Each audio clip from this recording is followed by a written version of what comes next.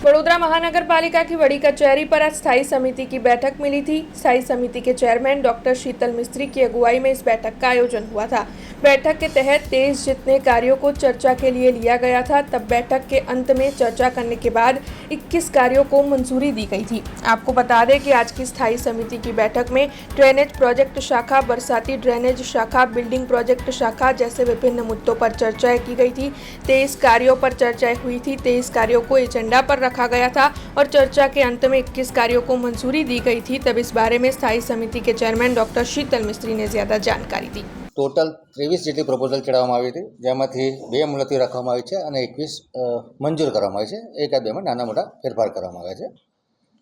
Drainage project શાખા દ્વારા SB Patel ફાર્મથી Shrinath હાઇટ્સથી લીલેરી 162 થી સમા મેકડોનાલ્ડ જંકશન સુધી વરસાદી ગટર નાખવાની હતી, જે કામ 4% ઓછાના ભાવે 1,91,00,000 વત્તા જીએસટીના કામને મંજૂરી આપવામાં આવી છે। પશ્ચિમ ઝોનમાં હયાત વરસાદી ગટર સફાઈના કામે 25% ઓછા મુજબ જે 75 લાખનો નાણાકીય ઇજારો હતો, જેમાં 40 લાખનો નાણાકીય મર્યાદા વધારવાની મંજૂરી આપવામાં આવી છે। બિલ્ડિંગ પ્રોજેક્ટ શાખા દ્વારા જે પૂર્વ ઝોનમાં કન્સ્ટ્રક્શનના ઇજારામાં જે 5 કરોડનો ઇજારો હતો, જેમાં 1.25 કરોડનો નાણાકીય મર્યાદા વધારવાની મંજૂરી માગવામાં આવી હતી, જેને મુલતવી રાખવામાં આવી છે। ખંડેરાવ બિલ્ડિંગ તેમજ અન્ય બિલ્ડિંગ જે કોર્પોરેશન હસ્તક છે એના રંગરોગાન માટેનું જે કામ હતું, જેમાં 25 લાખની નાણાકીય મર્યાદામાં 40 લાખનો વધારો માગવામાં આવ્યો હતો। ઓરિજિનલ ઉજારો 50 લાખનો હતો, સ્થાયીએ 25 લાખ મંજૂર કર્યા હતા, એટલે ફરી 25 લાખની નાણાકીય મર્યાદા 40 લાખના બદલે 25 લાખની નાણાકીય મર્યાદા મંજૂર કરવામાં આવી છે।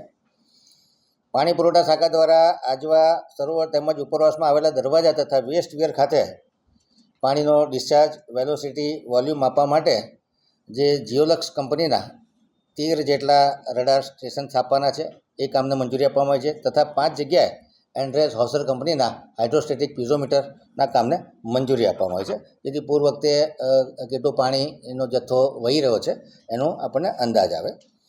વડોદરા મહાનગરપાલિકા દ્વારા પાણી સ્ત્રોતના વિતરણ માટે લગભગ 6 જેટલી ઓવરહેડ ટેન્ક અને 3 જેટલા બુસ્ટિંગ સ્ટેશનને સ્કાડા સિસ્ટમ જોડે ઇન્ટિગ્રેટ કરવા માટે જરૂરી ઇક્વિપમેન્ટ ખરીદવાના કામને 9.7% ઓછા 2.96 કરોડના કામને મંજૂરી આપવામાં આવી છે।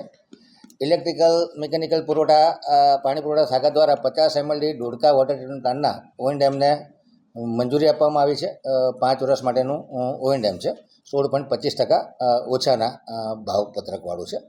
ધોળકા ફ્રેન્ચ વેલ 50 MLD ઇન્ટેક વેલ અને એનો ઓપરેશન મેન્ટેનન્સ છે, એને 5 વર્ષ માટે ખાતાના અંદાજથી 11.50% ઓછા મુજબ 5.73 કરોડના કામને મંજૂરી આપવામાં આવી છે।